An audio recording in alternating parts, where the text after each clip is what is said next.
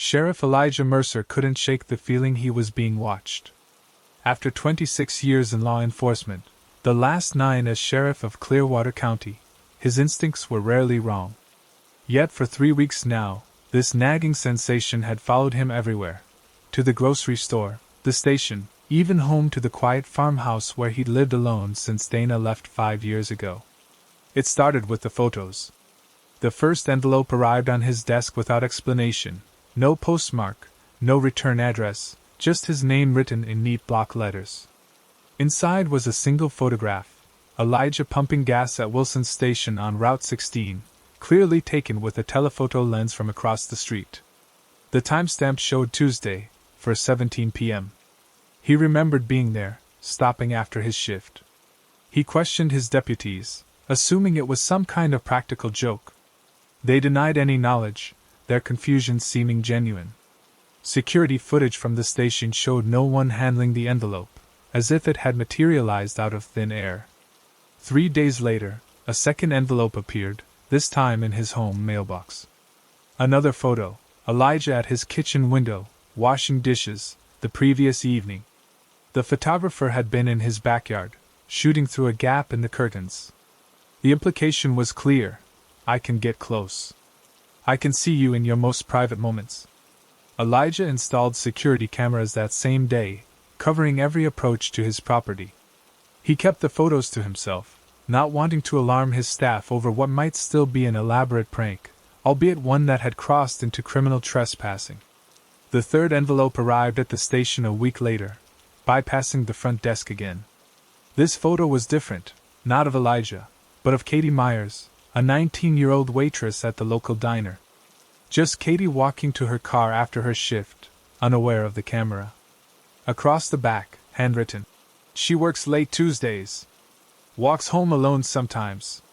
The implied threat turned his blood cold. This wasn't a prank anymore.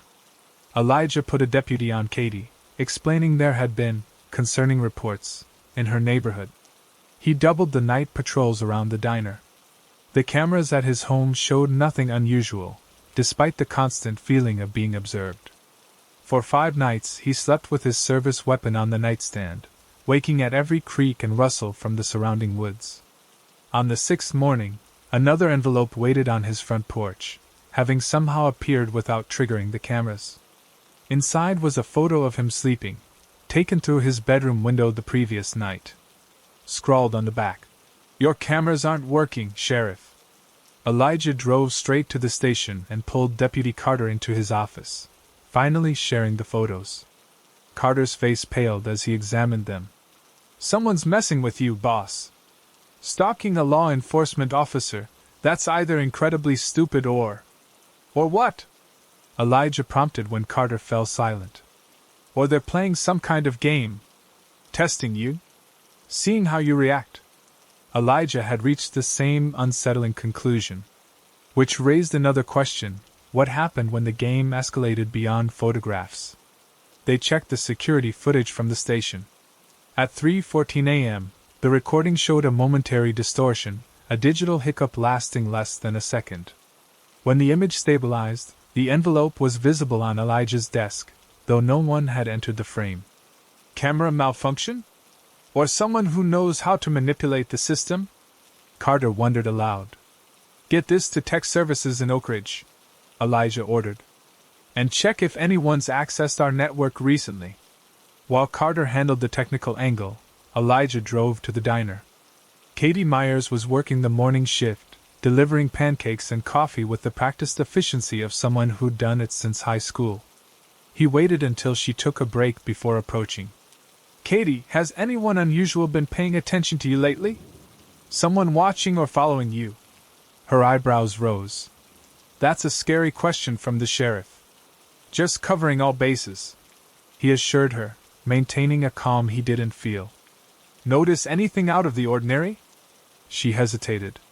"There's a guy who started coming in few weeks ago. Sits in the corner booth, barely orders anything. Leaves big tips though." "Description?" "Average height. Brown hair, I think. Kind of forgettable, honestly. Wears a baseball cap pulled low." "When was he last here?" "Yesterday." Late afternoon. Elijah nodded, keeping his expression neutral despite the alarm bells ringing in his head. If he comes back, call the station immediately. Don't approach him, don't let him know we talked. That night, Elijah sat in his darkened living room, curtains open, service weapon in his lap. A different approach. Instead of hiding, he'd make himself a clear target. If someone was watching, let them see him waiting. The hours crawled by. Midnight passed, then 1 a.m. The house creaked and settled around him. At 2:17, his radio crackled, the graveyard shift deputy reporting all quiet in town. Just after 3 a.m., headlights swept across his front yard as a vehicle turned into his long driveway.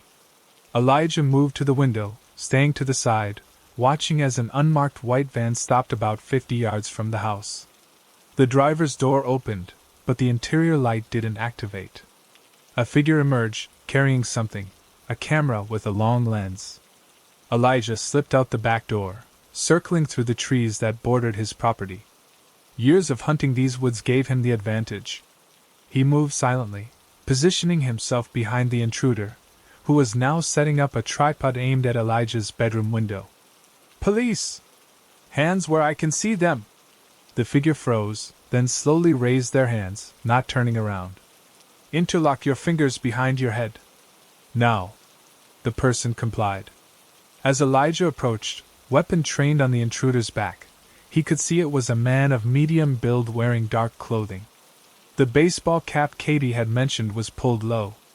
Face me slowly. The man turned. In the dim moonlight, Elijah could make out unremarkable features, a face you'd forget minutes after seeing it. Perfect for someone who didn't want to be remembered. Perfect for a stalker. Thomas Reed, the man said before Elijah could ask. I've been expecting you, Sheriff. The name meant nothing to Elijah. On your knees. You're under arrest for stalking, harassment, and criminal trespassing. Reed knelt, still eerily calm. You should check my credentials first. Hands behind your back. Elijah moved closer, pulling handcuffs from his belt while keeping his weapon trained on Reed. Left inside pocket. Press credentials. I'm a journalist. Elijah cautiously reached into the man's jacket, retrieving a leather wallet. Inside was a press ID for the Oak Ridge Herald. Thomas Reed, investigative reporter. That doesn't explain why you're photographing my house at 3 a.m. I'm working a story. One I think you'll be very interested in. Reed's voice remained level, almost clinical. It involves several missing person cases across 3 counties. Cases that were never solved. Elijah felt a chill that had nothing to do with the night air. And that justifies terrorizing me and threatening a 19-year-old girl? I never threatened anyone. I was documenting. Gathering evidence. For the first time, emotion crept into Reed's voice. Katie Myers fits the profile of the victims. Young female, works late. I was establishing patterns. What victims? What are you talking about? 6 women have disappeared from rural communities in this region over the past 4 years. Different jurisdictions, different investigators, no bodies found, cases gone cold. But there's a connection. Elijah kept the cuffs ready. And what's that? Each victim was last seen in a town where you previously worked or had jurisdiction. Each disappearance occurred within 2 weeks of you visiting those towns on official business. The accusation hung in the air between them. Elijah's mind raced, cataloging cases and dates, searching for any truth in Reed's claim. That's circumstantial at best. Coincidental. Perhaps. But enough to investigate. Reed's eyes held Elijah's steadily. The photos were a test. I needed to see how you'd react. A guilty man would have reported them immediately, brought in outside resources. Or a guilty man would have eliminated the threat. Elijah countered. Like I could do right now, out here where no one would hear. Reed didn't flinch. You could. But you won't, because you're not the killer. You're the connection. Elijah finally lowered his weapon, mind churning. Explain. Someone in your orbit is responsible. Someone who knows your schedule, your movements. Someone who uses your visits to these towns as cover for selecting victims. Reed spoke faster now, his calm facade cracking with intensity. I needed to watch you to find them. I needed to see who was watching you. Then why the photo of Katie? Why make it seem like a threat? Because I think she's next. The pattern's accelerating. The last victim disappeared 4 months ago.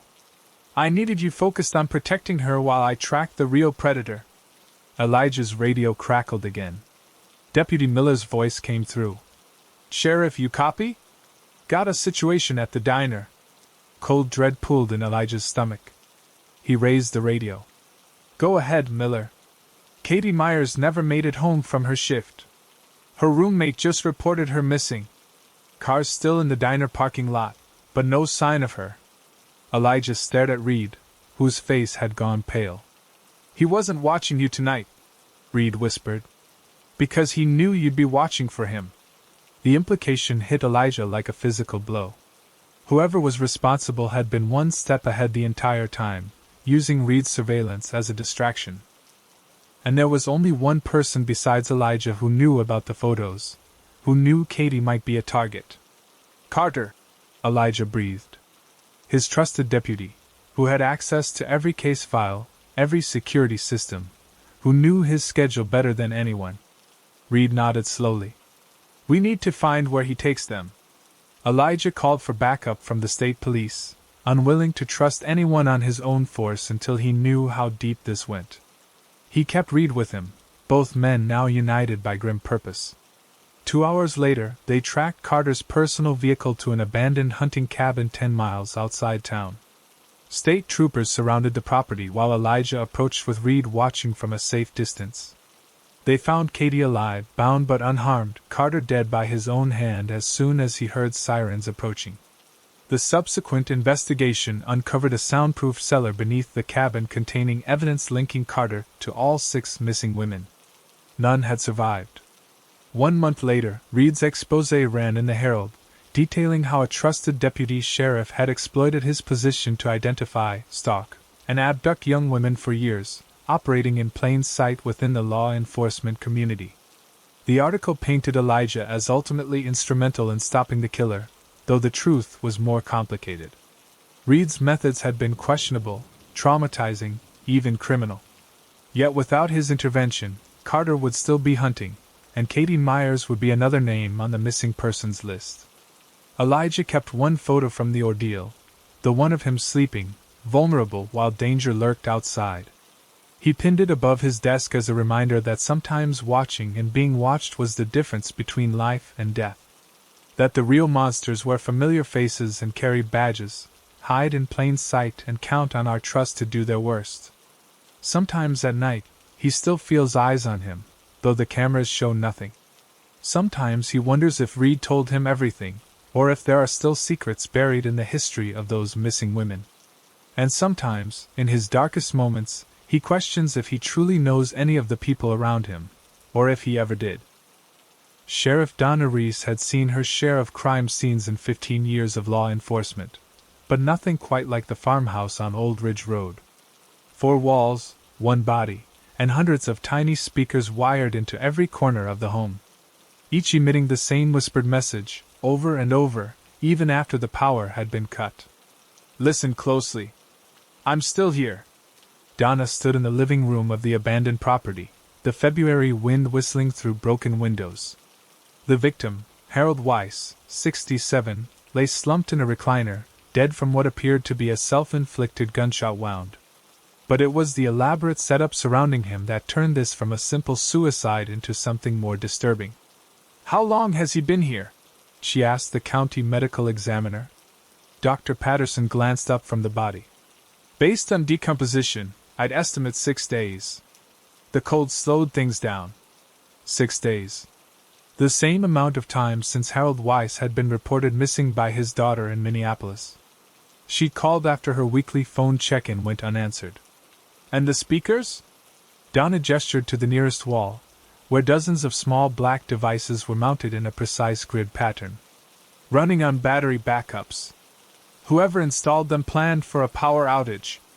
Detective Mills, newly transferred from Sacramento, was examining the wiring. There's a central control system in the basement. Sophisticated stuff. Donna nodded, processing the scene. Harold Weiss had been a retired electrical engineer who'd moved to Elkton County 5 years ago. No criminal record, no known enemies, a widower who largely kept to himself. The kind of quiet resident small-town sheriffs appreciate, until they turn up dead in bizarre circumstances. Any signs of forced entry? She asked. None that we've found, Mills replied. Door was locked from the inside, windows intact until we arrived. If someone else was here, they either had a key or Weiss let them in willingly. The whispered message continued, hundreds of voices layered just slightly out of sync, creating an eerie echo effect that seemed to follow Donna as she moved through the house. Each room had been wired the same way: bedroom, kitchen, bathroom, even the closets. The message played continuously, the same 4 seconds looping endlessly. Listen closely. I'm still here. It was a man's voice, rough, middle-aged. Not Weiss's, according to his daughter, who listened to a recording over the phone and confirmed it wasn't her father. Donna stepped onto the front porch, needing a break from the disembodied voice. The farmhouse sat at the end of a long driveway, surrounded by bare winter fields. The nearest neighbor was over a mile away. Perfect isolation for whatever had happened here. Her radio crackled. Sheriff? You're going to want to see this. It was Deputy Holt, who'd been searching the barn behind the house. In the weathered structure, amidst farm equipment that hadn't been used in decades, Holt had discovered a workshop. Electronic components covered every surface: circuit boards, soldering equipment, spools of wire, and dozens of disassembled speakers identical to those in the house. Looks like he built them himself, Holt said. There's a laptop here too. The computer was open on a workbench, screen dark. When Donna pressed the power button, it came to life immediately. No password protection, just a desktop with a single audio file labeled Final Version. She clicked it.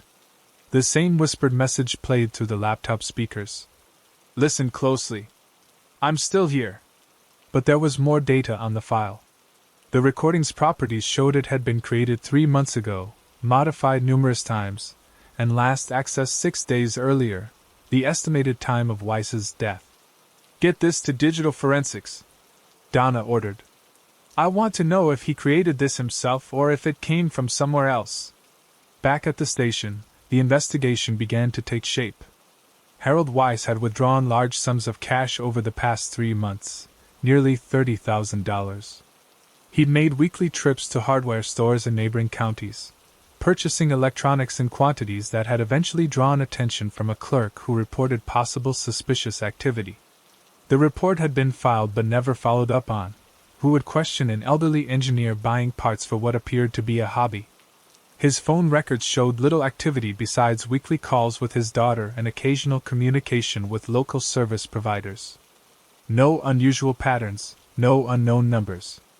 It's like he was preparing for something, Mills observed as they reviewed the evidence board. But what? The answer came 3 days later, when digital forensics recovered deleted files from Weiss's laptop. Among them, a series of emails exchanged with someone using an encrypted service. The messages had been meticulously erased, but fragments remained in the system cache. The exchanges began 8 months earlier, shortly after Weiss had reported a prowler on his property. Deputies had responded but found nothing.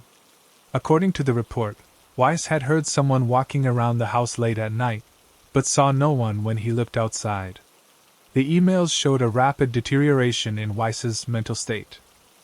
I know you're there. I can hear you moving around the house at night. The police say they found nothing, but I know what I heard. I've installed cameras, but they never show anything. How are you doing this? The responses were always brief, always the same electronic signature, WB, and increasingly taunting. Engineers are supposed to be rational. Where's your evidence, Harold? Maybe you're just hearing things. Isn't that what old men do? Hear things that aren't there? I'm closer than you think. Always watching. Always listening. As the exchanges continued, Weiss's messages grew more frantic, WB's more threatening. The final recovered email, dated 5 weeks before Weiss's death, contained only a voice attachment.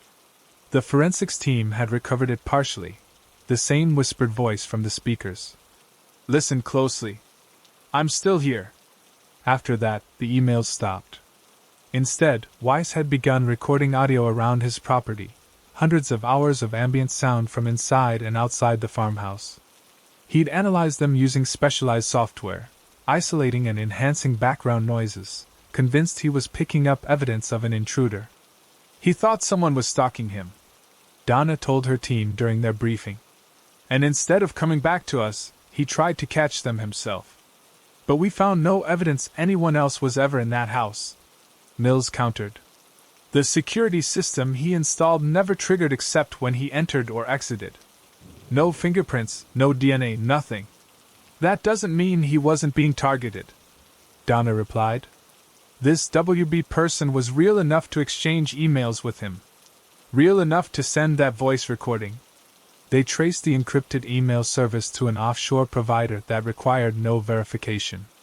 The account had been created using public Wi-Fi at a library in Jefferson, 30 miles away. Security footage from the library showed dozens of people using computers that day, none recognizable as having any connection to Weiss. The voice analysis was equally frustrating. The whispered message had been digitally altered, making identification impossible. It could have been anyone, or generated using readily available software. 2 weeks into the investigation, with few leads and mounting pressure from county officials to resolve what the press had dubbed the Whisper House case, Donna received a call from Weiss's daughter Lisa. "I found something in Dad's financial records," she said, voice trembling. "About a year ago, he served as an expert witness in a criminal trial. State versus William Burnett." The name hit Donna like a physical blow. William Burnett had been a local electrician convicted of installing hidden cameras in his clients' homes. Weiss's testimony about the sophisticated nature of the devices had been crucial in establishing premeditation, turning what might have been a misdemeanor into serious felony charges. Burnett had received 15 years. "WB," Donna whispered. "He was released 6 months ago." Lisa continued. "Good behavior and overcrowding. Dad never mentioned it to me. I don't think he knew." Within hours, they had a warrant for Burnett's residence, a small apartment in a halfway house in Jefferson. He wasn't there. According to his parole officer, he'd missed his check-in 3 days earlier. They found evidence in his room that he'd been monitoring Weiss, printed maps of the farmhouse property, notes on the old man's routine, and a journal detailing a meticulous plan of psychological warfare. Day 97, moved around the north side of the house from 2 to 3 a.m. He heard me. Reported to police. They found nothing, exactly as planned. He's starting to doubt himself. Day 142, he's installed cameras. Useless when you know where they are. The doubt is eating him alive. Soon he'll stop reporting things, afraid they'll think he's losing his mind. Day 183, sent the recording today. He'll understand soon enough. The final entry was dated the day before Weiss's estimated time of death. It's finished. He'll never testify against anyone again. A statewide manhunt for Burnett began immediately. His face appeared on every news channel, his description circulated to law enforcement agencies across the region. But as days turned into weeks with no sightings, the trail grew cold. Then, exactly 1 month after discovering Weiss's body, Donna received a package at the sheriff's station. Inside was a small speaker, identical to those found in the farmhouse, and a handwritten note. "He heard me because I wanted him to hear me. You'll never find me because I don't want to be found. But remember, Sheriff, I'm still here." Forensics found nothing useful on the package. No fingerprints, no DNA, no surveillance footage of its delivery. It had simply appeared in the station's mail pile, unnoticed until it reached Donna's desk. That night, alone in her house on the edge of town, Donna found herself listening to the sounds of the old building settling. The creak of floorboards, the rattle of windows in the wind, the hum of the refrigerator cycling on and off. Ordinary noises she'd never paid attention to before.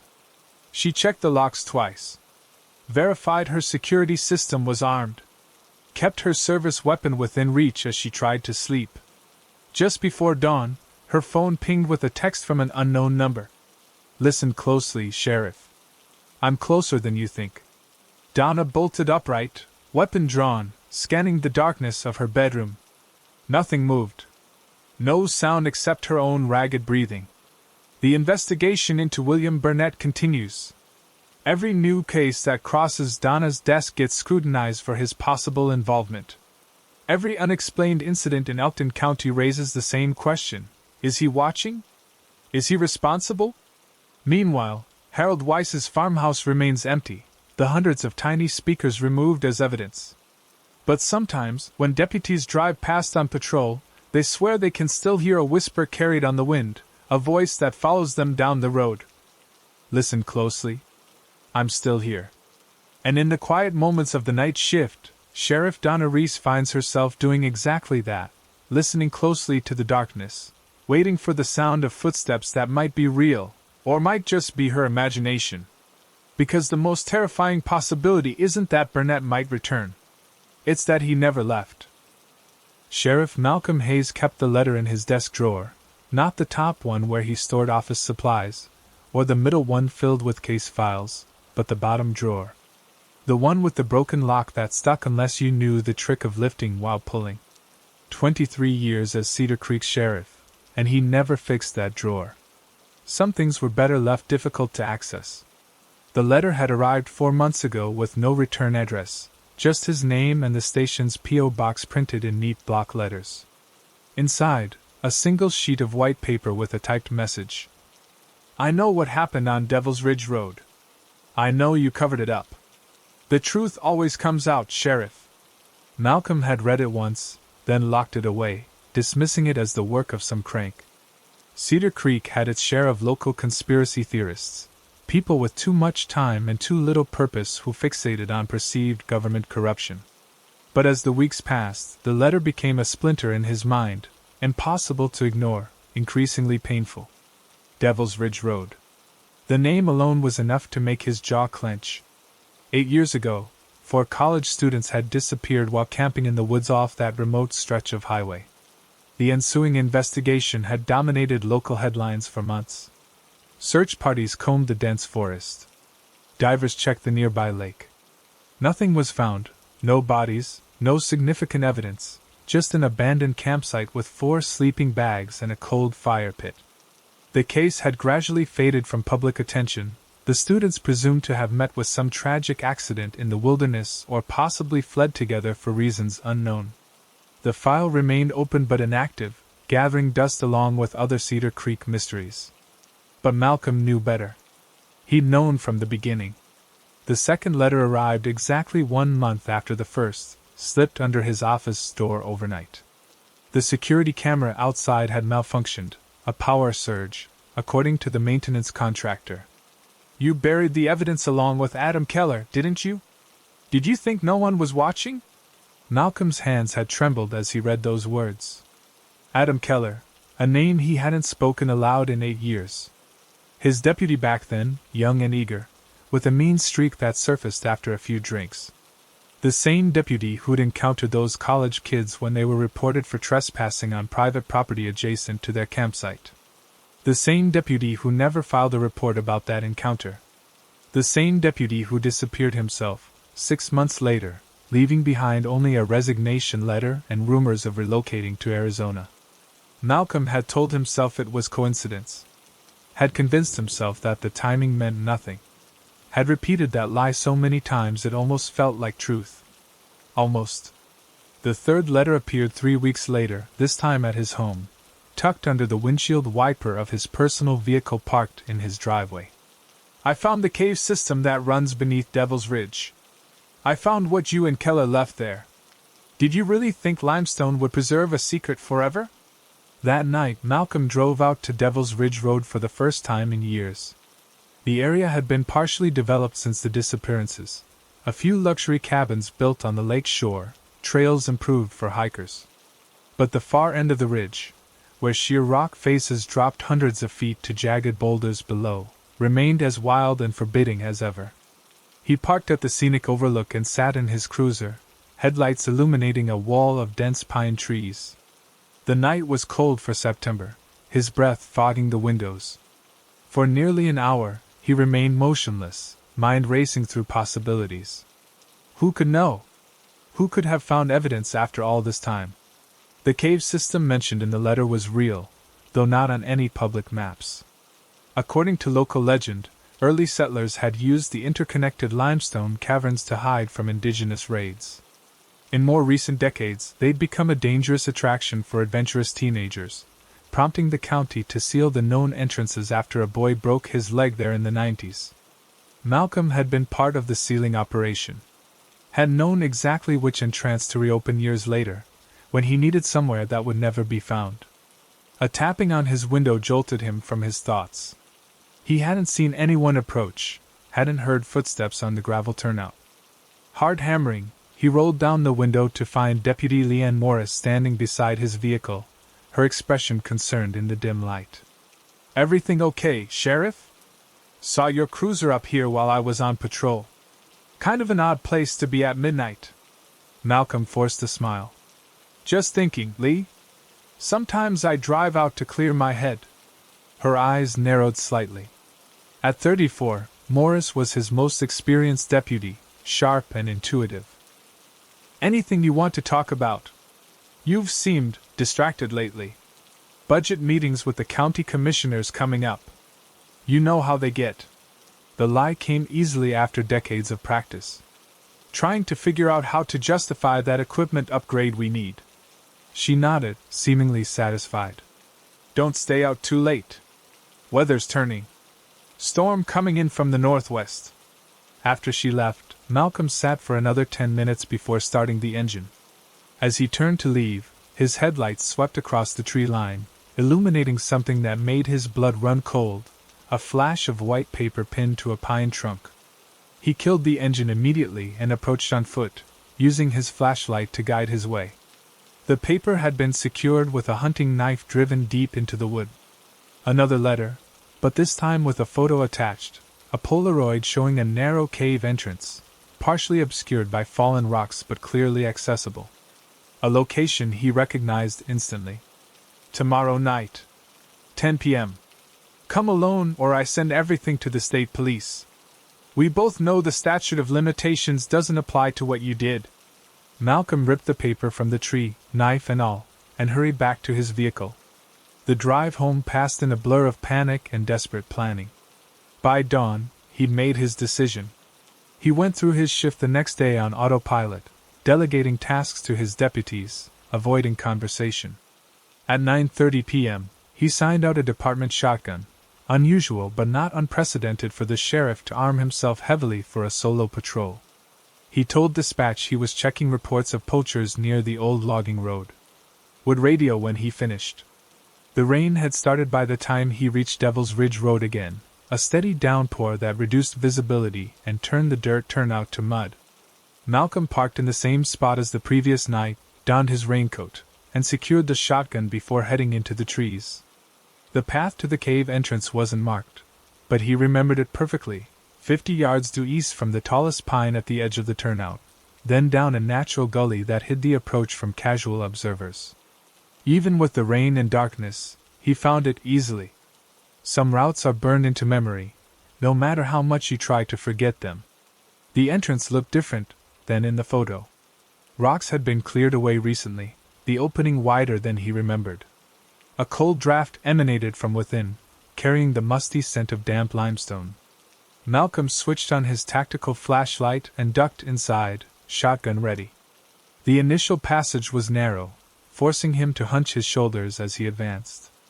After 20 feet, it opened into a larger chamber where several tunnels branched off in different directions. Graffiti from decades past marked some walls, initials, crude drawings, dates. But one wall was conspicuously clean, the limestone surface pale and unmarked. Malcolm knew what lay beyond. A smaller chamber, accessible only by crawling through a passage barely wide enough for an adult. A chamber where the limestone floor had been disturbed 8 years ago, the natural formation broken by shovels and pickaxes, then carefully reconstructed. He stepped toward that wall, then froze at the sound of footsteps behind him. Right on time, Sheriff. I appreciate punctuality in law enforcement. Malcolm spun around, shotgun raised, to find a man standing at the chamber entrance. Average height, middle-aged, wearing hiking gear and a rain-slick jacket. Nothing remarkable about his appearance except for the digital camera hanging around his neck, and the revolver pointed casually at Malcolm's chest. Who are you? Malcolm demanded, his own weapon steady despite the adrenaline coursing through him. Just a concerned citizen. Someone who believes truth matters. The man's voice was calm, almost friendly. Someone who's spent years investigating what happened to 4 college students who never came home. You're trespassing on county property, Malcolm said. These caves are sealed for public safety. The man smiled faintly. Is that really the conversation you want to have right now?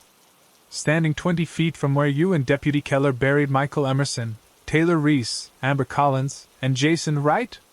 Hearing the names spoken aloud, names Malcolm had tried so hard to forget, sent a wave of nausea through him. You're making serious allegations without evidence. We both know that's not true. The man gestured with his free hand to the unmarked wall. The evidence is right there, waiting to be found by the proper authorities. Which is exactly what will happen if anything happens to me tonight. What do you want? Malcolm asked, the question coming out as little more than a whisper. The truth, Sheriff. I want to hear you say it. I want to know what happened that night. Malcolm's mind raced through options. He could shoot this stranger, claim self-defense when the body was found. But that would lead to questions about why they were both in the sealed cave system. Would lead to investigations that might uncover exactly what the man claimed to know. Lower your weapon, the stranger continued. And we'll talk like civilized people about how this ends.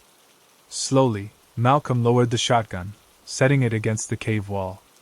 You're making a mistake. Whatever you think happened. I don't think. I know. The man's expression hardened. My brother was Michael Emerson. I've spent 8 years piecing together what happened, tracking down witnesses who saw Keller confront them about trespassing. People who were afraid to come forward because of your badge. Malcolm felt his legs weaken. He leaned against the damp wall for support. Your brother and his friends were smoking marijuana on private property. Keller went to warn them off. Things escalated. Tell me how things escalated into 4 college students being murdered and buried in a cave. The words came slowly at first, then in a torrent, the confession Malcolm had rehearsed in his darkest moments, never expecting to speak aloud. How Keller had called him that night, drunk and panicked. How he'd arrived to find 4 bodies and a deputy claiming self-defense after one of the students pulled a knife. How the evidence contradicted that story completely. Multiple gunshot wounds, some in the back, indicating they'd been running away. How he'd made a split-second decision to protect his deputy, his department, his town from the scandal. I convinced myself it was one bad night. One terrible mistake by a good officer who'd had too much to drink. Malcolm's voice broke.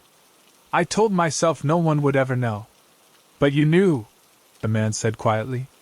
Every day for 8 years you knew. And what about Keller? Where is he now? Malcolm closed his eyes. Arizona was a cover story. He started drinking more after that night. Became unpredictable, volatile. 6 months later, he threatened to confess everything. We argued.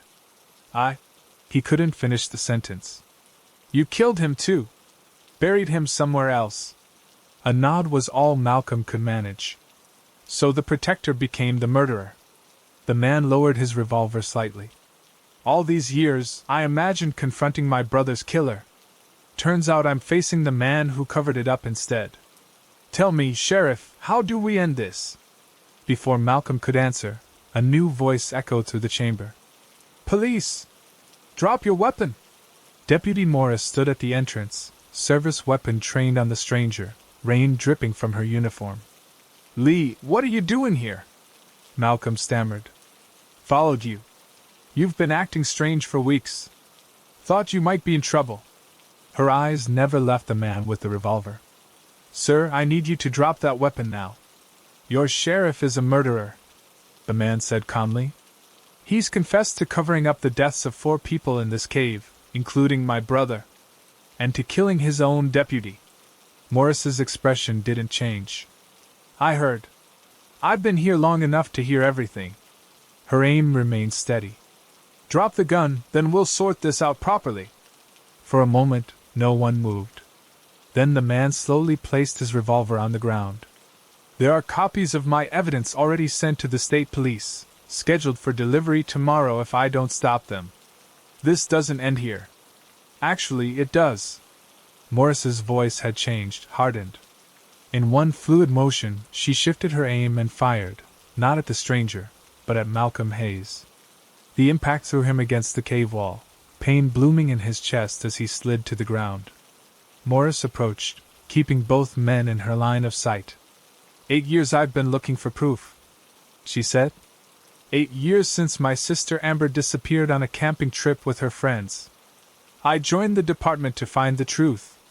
Worked my way up, gained your trust. Waited for you to make a mistake. Malcolm tried to speak, but blood filled his mouth. He watched as Morris pulled out her radio. Dispatch, this is Morris. Shots fired at Devil's Ridge Caves. Officer down. Send backup and medical.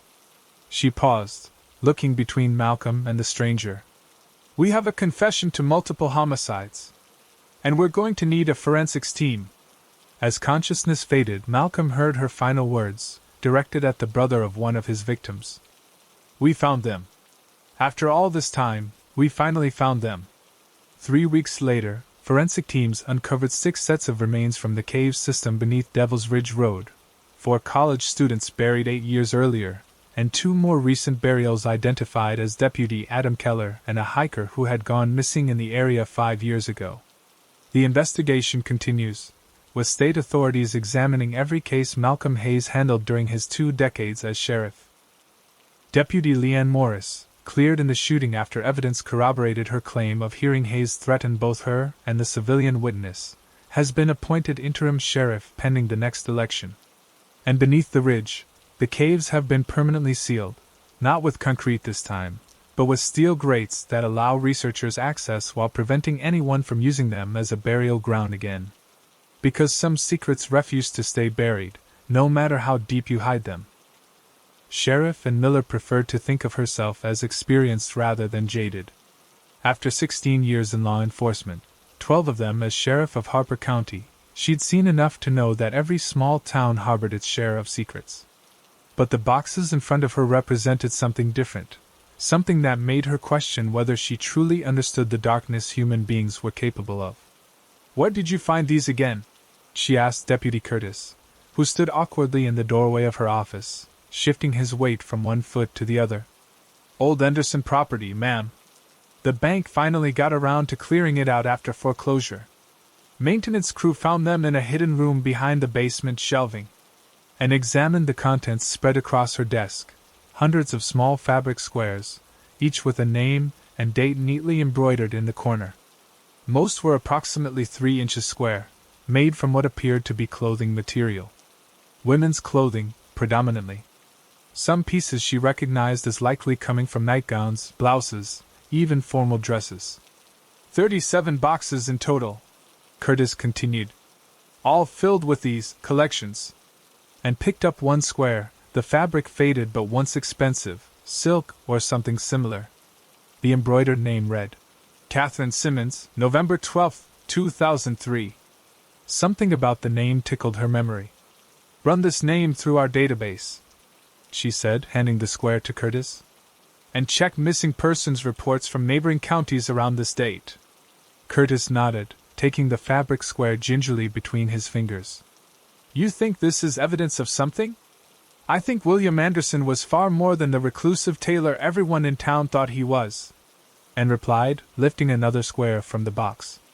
This one bore the name, Angela Weber, April 3, 2005. Again, the name conjured a vague recollection. Curtis left to run the search, leaving Anne alone with the boxes. She methodically began organizing the fabric squares by date, creating a timeline spanning nearly 20 years. The earliest dated back to 2001, the most recent from just 3 months before Anderson's death from pancreatic cancer last year. William Anderson had lived in Harper County for over 2 decades, operating a small alterations and custom clothing shop on Main Street. Known for his exquisite work and reasonable prices, he'd been a fixture in the community, quiet, polite, seemingly unremarkable. And had spoken with him perhaps a dozen times over the years, usually just in passing. He'd altered a skirt for her once. The work had been impeccable. The thought sent an involuntary shiver down her spine.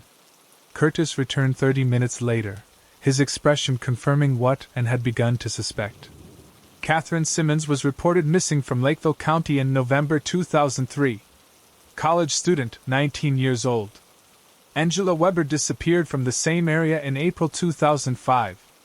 Both cases are still open. Anne nodded grimly. How many names have you checked so far? 5. All match missing persons cases from within a 100-mile radius. None were ever found. Jesus, Anne whispered. She looked at the boxes with new understanding, each fabric square a trophy, a physical remembrance of a victim. We need to create a full inventory. Document everything, then contact the FBI. This is beyond us. 3 days later, Special Agent Daniel Reeves arrived from the nearest field office. By then, Anne and her small department had verified that every name they'd checked, 73 in total, corresponded to a woman who had disappeared somewhere in the region. The dates embroidered matched the reported dates of disappearance perfectly. This is... Reeves paused, examining the evidence laid out in the conference room, now organized chronologically on large boards. This is unprecedented. A 2-decade killing spree, completely under the radar. We have no bodies, Anne reminded him. Just the fabric samples and the names. Trust me, Sheriff, these are trophies. I've seen killers collect items from victims before, jewelry, ID cards, even hair samples. But this level of organization, this... He gestured to the meticulous embroidery. This craftsmanship is disturbing on another level. And had reached the same conclusion. Each square represented a life taken, a memory preserved with painstaking care. The fabric itself was the most disturbing element. Pieces cut from clothing the victims had been wearing, transformed into a permanent collection. Did Anderson have a criminal record? Reeves asked. Not even a parking ticket, Anne replied. Paid his taxes on time, volunteered at the community center teaching sewing classes on weekends. Everyone liked him. Described him as gentle, soft-spoken. They usually are, Reeves said quietly. At least on the surface. The investigation expanded rapidly. The FBI brought in a mobile command center, setting up in the sheriff's department parking lot. Agents were dispatched to interview anyone who had known Anderson, while forensic teams combed through his house and shop. 5 days in, they made another discovery. A leather-bound journal hidden in a compartment beneath Anderson's workbench at his tailor shop. Inside, corresponding to each fabric square, was a detailed entry, not about the killings themselves, but about the clothing. He describes the garments he took these samples from, and explained to Reeves as they reviewed the journal. The quality of the fabric, the construction, even the brand in some cases. It's like a catalog of fashion rather than murder. It's his way of distancing himself from the violence, Reeves suggested. Focusing on the object rather than the person. Dehumanizing his victims. But as they continued through the journal, the entries became more personal, more disturbing. Anderson had begun including observations about the women themselves, how they walked, how they spoke, their routines. He had stalked them, studied them, sometimes for weeks before making his move. He targeted women who appreciated quality clothing, Reeves noted. Look at these descriptions. He mentions women who respected fabric, who understood the value of proper tailoring. That was his selection criteria. The journal entries painted a picture of a predator who used his profession to identify potential victims. Women who came to his shop for alterations, who showed particular interest in textiles or craftsmanship, became subjects of his observation. If they met his twisted standards, he would follow them, learning their habits until he found the right opportunity. What the journal didn't contain were details of the murders themselves, or any indication of where the bodies might be found. Those secrets, it seemed, Anderson had taken to his grave. As weeks passed, the investigation hit a wall. Despite extensive searches of properties connected to Anderson, no human remains were discovered. The FBI brought in cadaver dogs, ground-penetrating radar, even conducted aerial surveys of the surrounding countryside. Nothing. He must have had a disposal method that left no trace, Reeves theorized during a late-night strategy session. Possibly dissolution in chemicals, though that would require significant equipment and privacy. And shook her head. We've checked everything. His home, his shop, his vehicle records. He drove a compact sedan, for God's sake. How do you transport and dispose of that many bodies without someone noticing? The answer came from an unexpected source. Marion Healy, an elderly woman who had taken Anderson's weekend sewing classes, mentioned during her interview that Anderson had once told her he'd learned his craft from his grandfather, who had been a mortician in addition to working with fabrics. He said his grandfather taught him that proper treatment of cloth was similar to proper treatment of the deceased, she recalled. Both required respect, precision, and an understanding of preservation. This new lead sent investigators to records of Anderson's family history. His grandfather had indeed been a mortician in a small town in Nebraska until the 1980s. More importantly, the man had been investigated, though never charged, in connection with irregularities in his handling of female bodies at his funeral home. The preservation angle makes sense, Reeves said when the information came to light. Anderson wasn't just killing these women. He was preserving them somewhere. The breakthrough came when forensic analysis of soil samples from Anderson's garden revealed trace amounts of unusual chemicals, compounds used in embalming. This led to a more focused search of the property using specialized equipment that could detect larger concentrations of these chemicals. Behind Anderson's modest home, beneath a meticulously maintained rose garden, they found it, a sealed underground chamber accessed through a hidden entrance in the garden shed. Inside was a scene from a nightmare. 47 women, perfectly preserved, arranged on custom-built shelving like mannequins in a department store. Each dressed in clothing that matched the fabric squares in Anderson's collection, positioned in lifelike poses. Some appeared to be reading, others seated as if having tea. A twisted facsimile of life, maintained with the same careful precision as his tailoring work. He created his own eternal sewing circle, and said quietly as the FBI forensic team documented the scene. Women who would never leave, never age, never discard the clothing he found so precious. In the weeks that followed, identification of the victims began. Families who had spent years, sometimes decades, wondering what had happened to their loved ones finally received answers, though not the ones they had hoped for.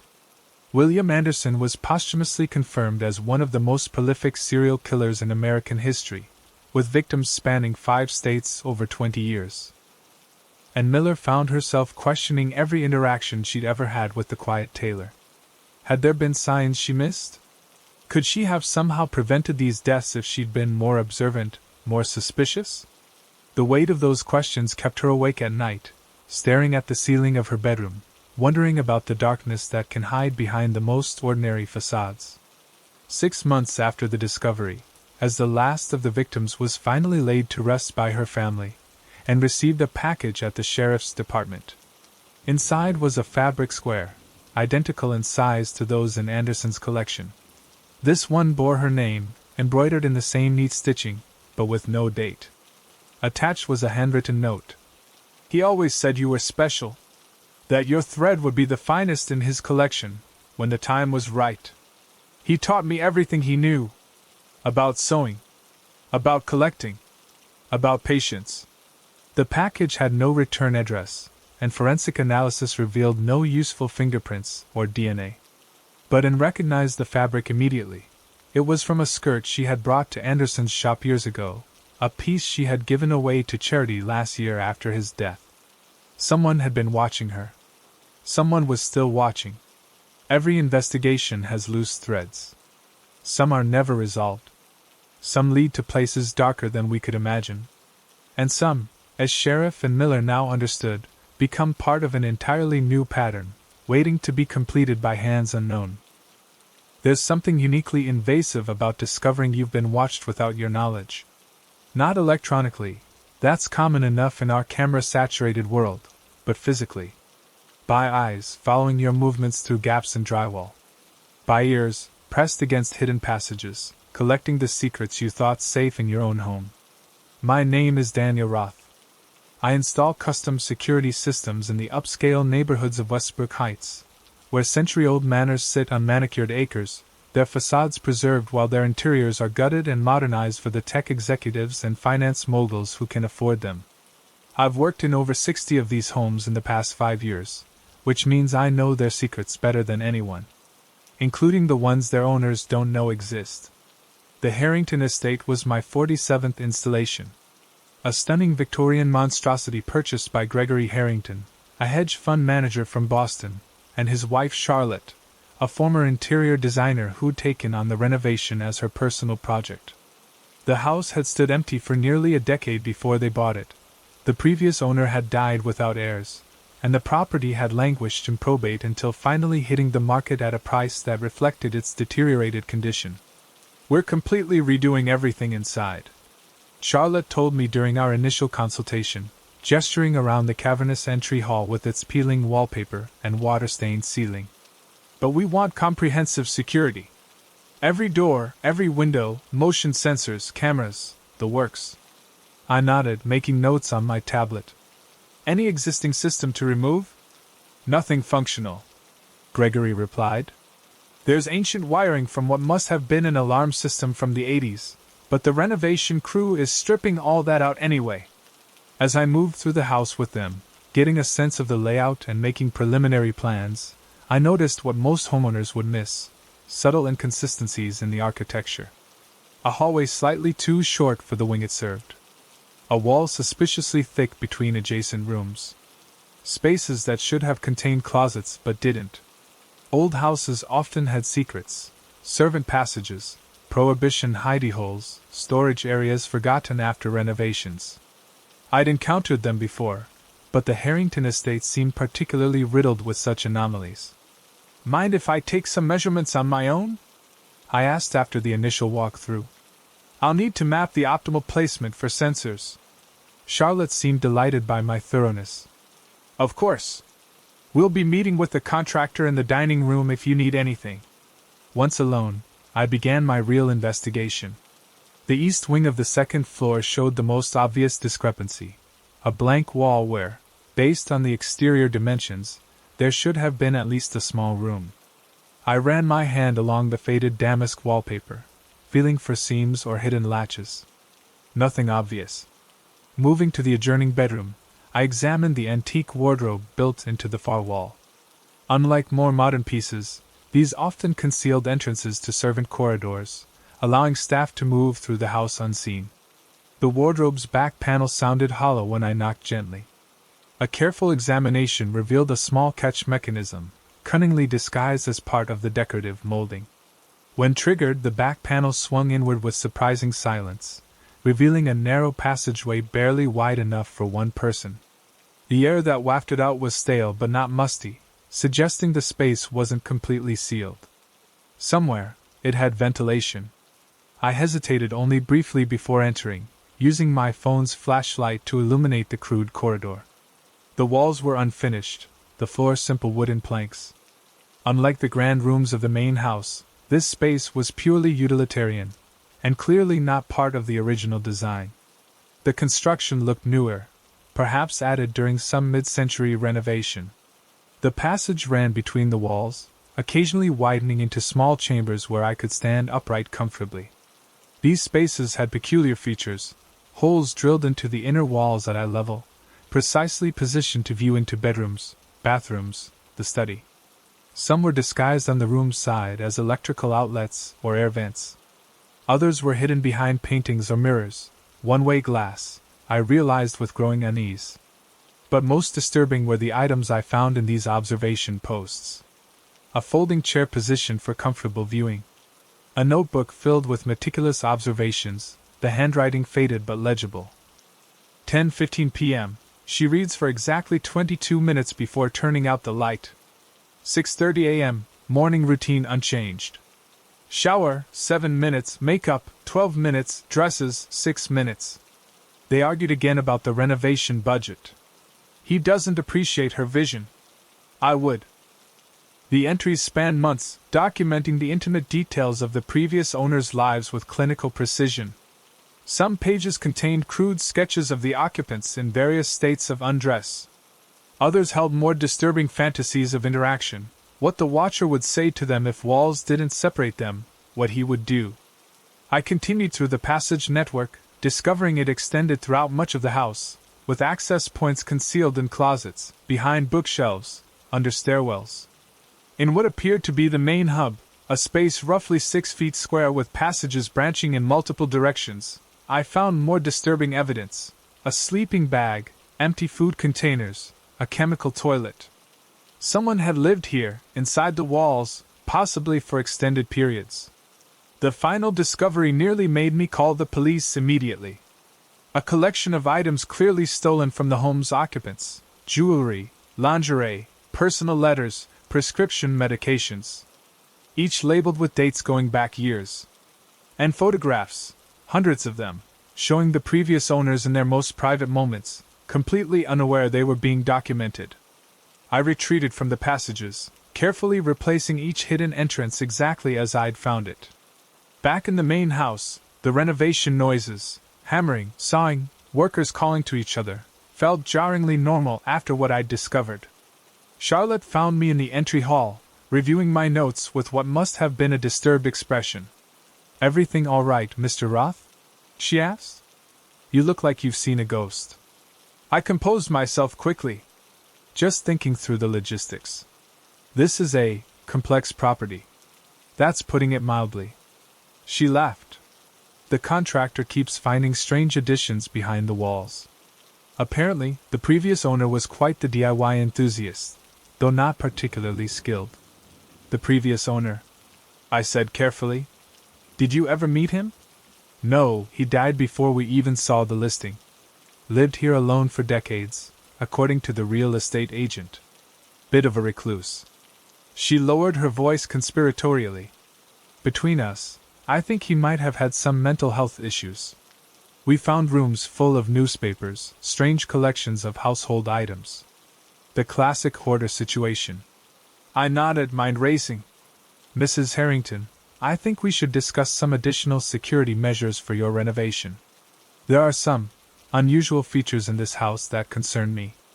Over coffee in the kitchen, the only room already modernized, I explained my discoveries in carefully measured terms. I described the passages as servant corridors that had been modified inappropriately by the previous owner. I mentioned the observation ports as concerning breaches of privacy, without detailing the voyeuristic evidence I'd found. Professional discretion seemed appropriate. There was no need to completely horrify them about the house they'd just purchased. Gregory's face darkened as I spoke. "You're telling me someone could have been watching the previous occupants? From inside the walls?" "It appears that way," I confirmed. "And while the previous owner lived alone toward the end, these modifications date back many years, possibly to when others occupied the house." Charlotte looked physically ill.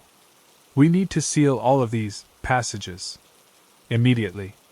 "Actually," I said, "I'd recommend documenting them first. Map the entire network, install sensors specifically monitoring those spaces, and then decide which to seal and which to simply secure." "Why would we keep any of them?" Gregory demanded. "Some might be structurally integrated into the house. Others might serve as useful access for maintenance. But mostly," I added, "because you should know exactly what you're dealing with. Knowledge is security." They agreed to my proposal, authorizing an expanded contract that would include complete monitoring of the hidden network.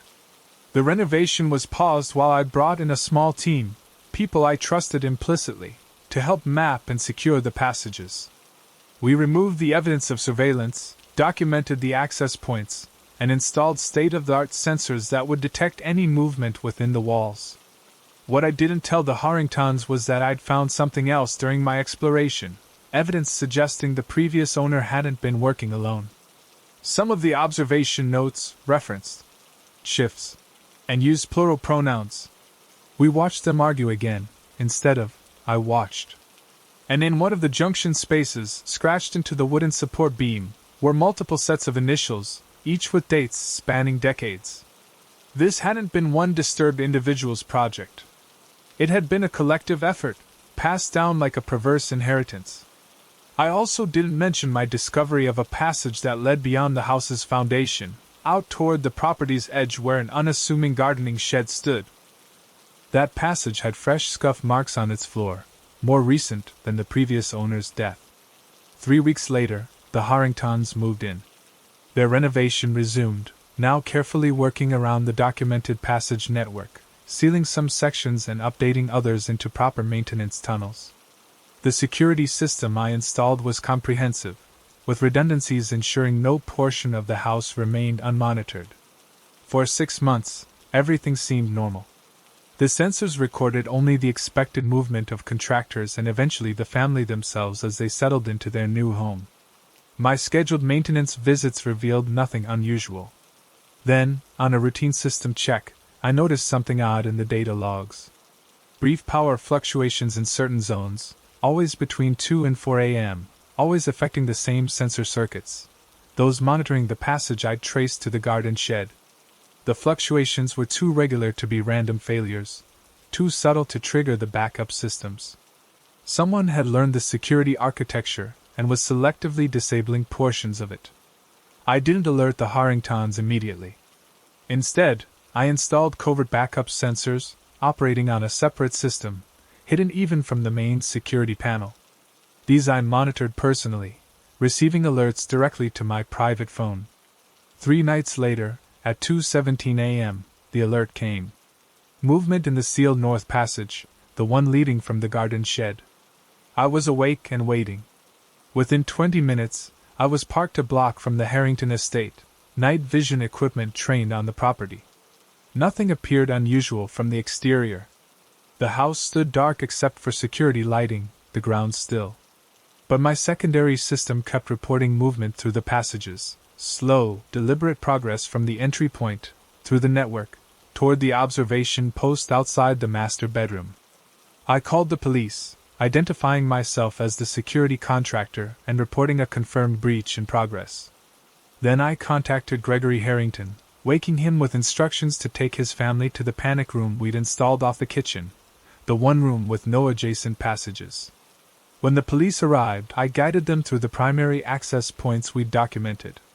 They found no one in the passages, but discovered clear evidence of recent occupation, fresh footprints in dust, a still warm travel mug, a digital camera containing photos of the Harringtons taken through the observation ports, Charlotte putting their daughter to bed, Gregory working late in his study. The garden shed, when searched, revealed a carefully disguised trapdoor leading to the underground passage. Inside the shed were supplies, food, water, batteries, suggesting someone had been preparing for extended surveillance. The police investigation eventually identified 3 individuals involved in the breach, former neighbors who had been inducted into the observation network by the previous owner years before. They had continued their voyeuristic activities even after his death, even after the house had changed hands. Their arrests made local headlines. Wall watchers, voyeur ring targeted historic homes. What didn't make the news was the discovery of similar passage networks in 5 other homes in Westbrook Heights, all properties where I'd previously installed security systems without detecting the hidden architecture. The revelation sent me back to each residence, this time searching specifically for the signs I now recognized. I found them all. Each home had been modified, each with hidden observation posts and access points, each harboring the same disturbing potential for invasion. The Harringtons eventually sold their home, unable to feel comfortable despite the sealed passages and comprehensive security. I don't blame them. Some violations change your relationship with space permanently. The knowledge that strangers once stood inside your walls, watching your most intimate moments, poisons any sense of sanctuary. I still install security systems in Westbrook Heights, but my preliminary inspections have become far more thorough. I've developed a reputation for finding architectural anomalies that other contractors miss. Homeowners view it as meticulous professionalism. I view it as necessary vigilance. Because I know something most residents of these grand old houses don't: the walls have eyes. They've had them for generations. And sealing passages doesn't erase the fundamental truth that someone, somewhere, may have the plans to rebuild them. Sometimes at night, in my own modest home across town, I wake suddenly, alert to creaks and settling sounds that would never have disturbed me before. I lie in the darkness, listening intently, wondering if somewhere behind my walls, someone else is listening too. After what I've seen, I know too well, privacy is merely an illusion we maintain to stay sane. The only real question is whether you'll discover who's watching before or after they've learned all your secrets.